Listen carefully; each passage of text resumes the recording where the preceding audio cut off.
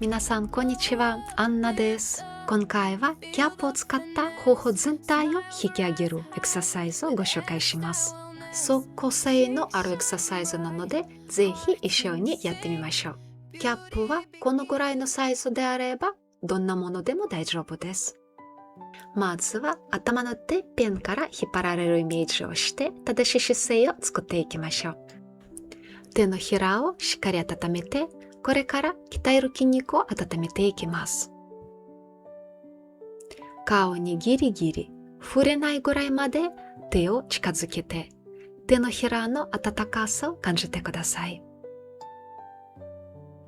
そのまま側頭部に当てて、少し揺らしながら耳の後ろのリンパに流します。あと1回いきましょう。もう少し手のひらを温めて、もう一度軽く顔に当てます。ゆっくり側頭部に向かって耳の後ろのリンパに流します。それではキャップを準備して始めていきます。キャップを口に入れてみてください。口周りに絶対シワが寄らないように、キャップはしっかり唇に密着させます。では手を側頭部に当てて軽く顔を伸ばしていきます。もう少し口周りをしっかり締めましょう。この状態をキープするだけでも顔の筋肉を鍛える感覚を感じます。今から口輪筋、口周りの筋肉を鍛えていきます。ゆっくりキャップを左右に動かしてみましょう。手を口の横に当てて軽くサポートしながら続けていきます。動きは小さく行います。口筋や顎に余計な力が入らないように、口周りの筋肉と頬の筋肉を感じながら動かしてください。鼻呼吸をして、あと少しだけ頑張りましょう。OK です。終わったら口をリラックスさせます。今から顔の土台になる大胸骨筋を鍛えます。頬に意識を向けて軽く笑顔を作り、頬の筋肉を感じてみてください。この感覚を覚えておきましょう。今からキャップを口に入れて、もう一度唇をしっかり密着させます。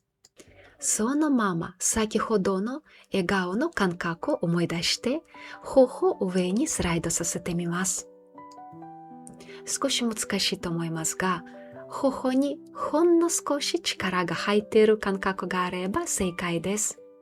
顎や口筋に力が入らないように、頬をゆっくり上にスライドさせます。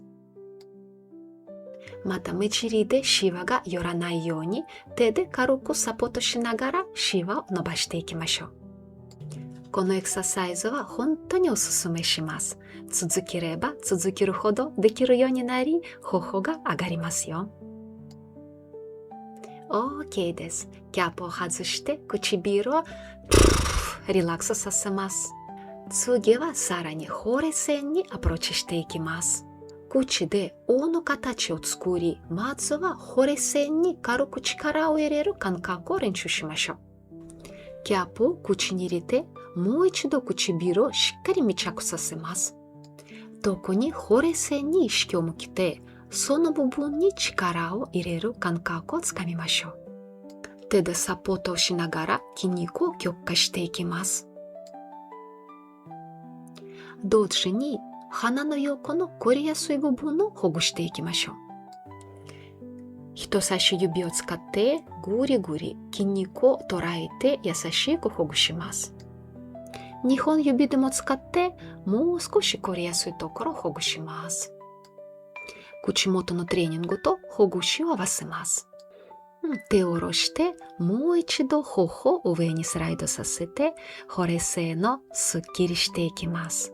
OK です。唇をリラックスさせます。次はマリアネットラインに意識を向けていきます。キャップを口に入れて、下から頬にかけて頬骨へ向かってゆっくりと力を入れていきます。実は頬や頬骨周りの筋肉を鍛えるだけでもマレニトライの予防につながります。なぜかというと、頬骨周りの筋肉は顔を上に引き上げるリフトアップ筋と言われているからです。この部分がしっかり働くことで口元のたるみを防ぎやすくなります。はい、OK です。リラックスさせます。次は頬の筋肉を鍛えていきます。少し練習しましょう。手を唇に当てて、頬に少し空気を入れて抜きます。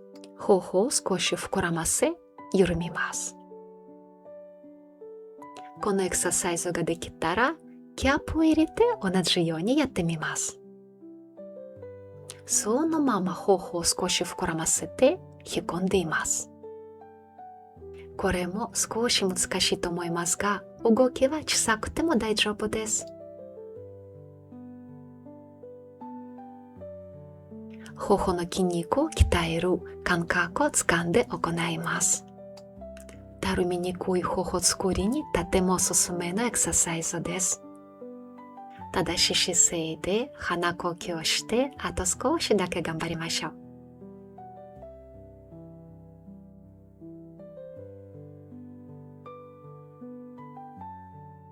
OK です。すぐ顔をリラックスさせます。最後は顔の緊張を取っていきます。指を曲げて、顎を掴んで、ぐりぐり小さな円を描くように顎をほぐしてあげます。次は両手を使って顎の骨をつまむようにして、ここのこりをほぐしていきます。フェイスラインもすっきりします。しっかり顎の骨を感じながら、少しずつ手を耳の方向へずらしてほぐしていきます。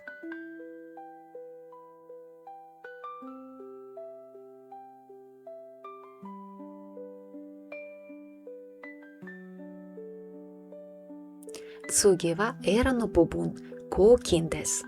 ここのこりは小顔の大敵と言われています。拳を作ってぐりぐり小さな円を描くようにほぐします。また手のひらでエラを挟むようにして小さな円を描きます。痛気持ちいいと感じる程度で軽く口を開けながらほぐしていきます。今度は手のひらを頬骨の下に当てて、鍛えた部分もこすらずに優しくほぐしていきます。口を軽く開けて頬骨を上に引き上げるようにして顔全体をストレッチします。シワが寄らないように注意してください。